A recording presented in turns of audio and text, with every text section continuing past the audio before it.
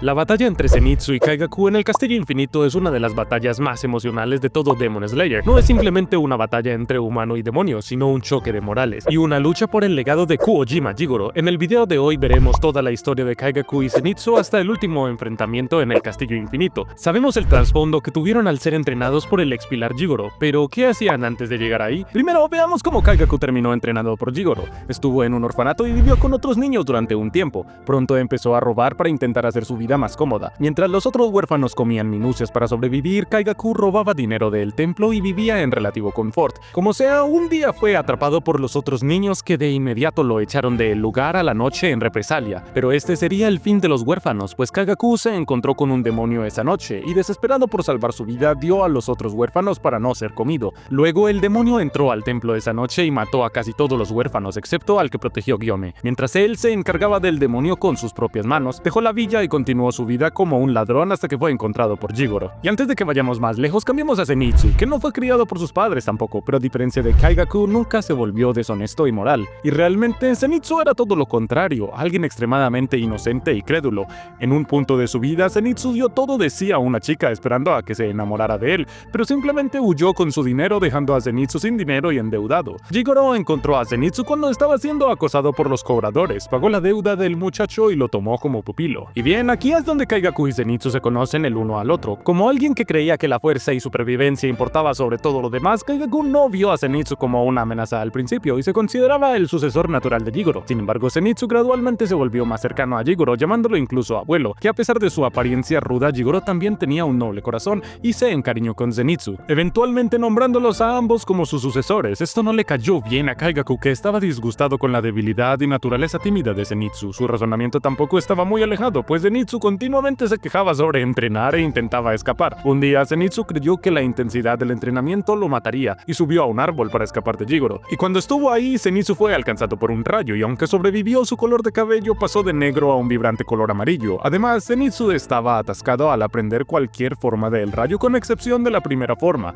destello del relámpago. Pero aquí las cosas se ponen interesantes, porque Kaigaku logró aprender las otras 5 posturas de la respiración del rayo, menos el destello del relámpago. Debido a sus personalidades opuestas y dominios de la respiración del rayo, Jigoro creía tanto en Kaigaku como Zenitsu como sucesores, pero estamos olvidando un detalle importante. Mientras Zenitsu respetaba a Kaigaku y lo admiraba a pesar de sus fallas, Kaigaku despreciaba totalmente a Zenitsu y tomaba cualquier oportunidad para desalentarlo sobre convertirse en cazador. Cuando Zenitsu llama a Jigoro abuelo, Kaigaku le tira medio melocotón y le dice que no se ponga muy familiar con su maestro. Cuando Zenitsu seguía quejándose de lo terrible que era la vida como cazador de demonios, Kaigaku le preguntó por qué continuaba entrenando si tenía tanto miedo. Un día Zenitsu golpeó a un cazador de demonios que insultó a Kaigaku a sus espaldas. La respuesta de Kaigaku fue decirle que dejara su sueño de ser un cazador de demonios por haber atacado a un rango más alto del núcleo. Incluso Zenitsu, queriendo ser más fuerte para pelear al lado de Kaigaku algún día, esto no sería posible con la personalidad de Kaigaku. Los dos cazadores separaron sus caminos después de que Zenitsu pasara a la selección final y se unieran a las locuras del grupo junto a Tanjiro e Inosuke.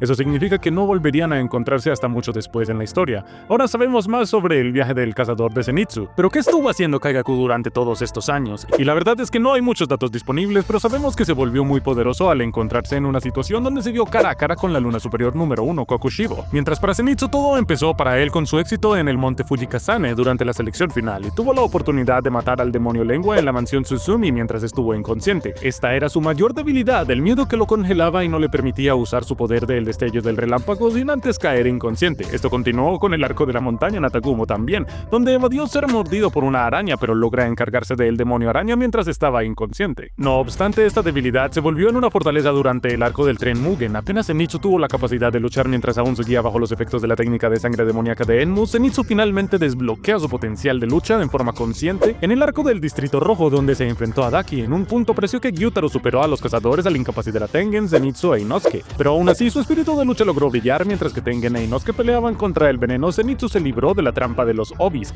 Apenas Tengen y Tanjiro ocuparon a Gyutaro, Daki se apresura a salvarlo con su Obi, pero Zenitsu rompe sus extensiones. Daki piensa que ya lo vio todo y no se toma a Zenitsu tan seriamente, pero él logra sobreponerse a la demonio con su nueva técnica, destello del relámpago, velocidad de los dioses. Ya que Zenitsu no se ve envuelto en el arco de los herreros, nuestro siguiente paso va al arco del entrenamiento con los Hashira, donde a Zenitsu le entregan terribles noticias al finalizar su entrenamiento. Mientras Kaigaku salió en una misión, tuvo un encuentro con Kokushibo y se dio cuenta de la aura única del demonio y que no tenía posibilidades de sobrevivir. Un cazador de demonios normal hubiera peleado peleado hasta el final a pesar de las posibilidades, pero sabemos que Kaigaku tiene menos principios que el resto. El mismo tipo que sacrificó a los huérfanos para salvar su vida decidió sacrificar su humanidad también, y aceptó la oferta de Kokushibo sobre volverse en demonio a cambio de ser perdonado. Kokushibo le ofrece una alta dosis de sangre de Muzan a Kaigaku, y luego de una tortuosa transformación que duró días, Kaigaku se transformó en un poderoso demonio. Jigoro eventualmente recibe estas noticias y decide cometer seppuku para expiar su pecado de haber entrenado a un traidor. Ya que no había nadie cerca para completar el ritual de decapitación, el viejo muere lenta y dolorosamente al desangrarse. Zenitsu está devastado luego de oír estas noticias y su comportamiento cambia completamente a partir de este punto. Ya no tiene la sonrisa habitual y decide vengar a su maestro y salvar su legado. Cuando Nakime invoca a los cazadores al castillo infinito, Zenitsu se ve vagando rodeado de corredores hasta que oye una voz familiar detrás de una de las puertas. El encuentro es de todo menos placentero. Aunque preparaba su espada, Kaigaku solo se toma el tiempo de mofarse de su subordinado, comentando lo mucho que ha pasado desde que se vieron, pero Zenitsu ya no considera a Kaigaku su superior. Ahora que es un demonio,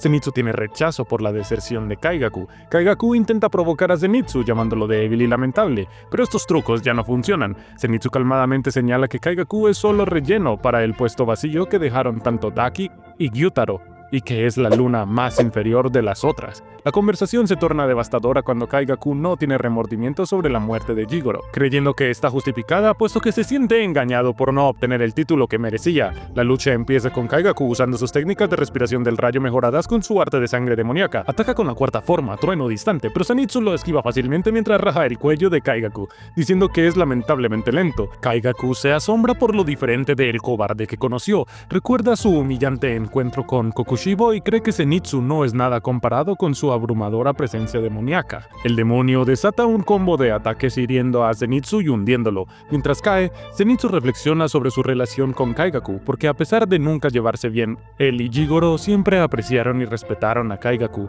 En un solo movimiento devastador, Zenitsu se impulsa con una pared y usa la séptima forma de la respiración, dios del fuego en llamas, para decapitar a Kaigaku en el aire. Mientras ambos caen, Kaigaku maldice a Zenitsu en la confusión. No había visto esa técnica antes y acusa a Jigoro por tener a Zenitsu como su favorito, por enseñarle algo secreto. Pero por supuesto, Jigoro nunca los pondría en contra. La séptima forma era invención de Zenitsu, algo que esperaba usar luchando al lado de Kaigaku, no contra él. Yoshiro hace aparición y reprende al moribundo Kaigaku por su egoísmo, diciéndole lo patético que es morir solo. La cabeza de Kaigaku finalmente se desintegra y Zenitsu es llevado a un lugar seguro. Mientras está inconsciente, Zenitsu logra ver a Jigoro una última vez más. Se disculpa por no volverse más cercano a Kaigaku, y su maestro le ve con lágrimas en los ojos y dice las palabras que Zenitsu necesitaba oír. Zenitsu me hace sentir orgulloso. Al final, no era cuestión de quién dominaba más formas o quién era más fuerte, era sobre quién era capaz de incorporar el espíritu que su maestro intentaba imbuir sobre ellos, y es lo que hace a esta pelea una de las más devastadoras emocionalmente hablando. Si disfrutaste de la historia, suscríbete para no perderte el contenido sobre el universo de Demon Slayer.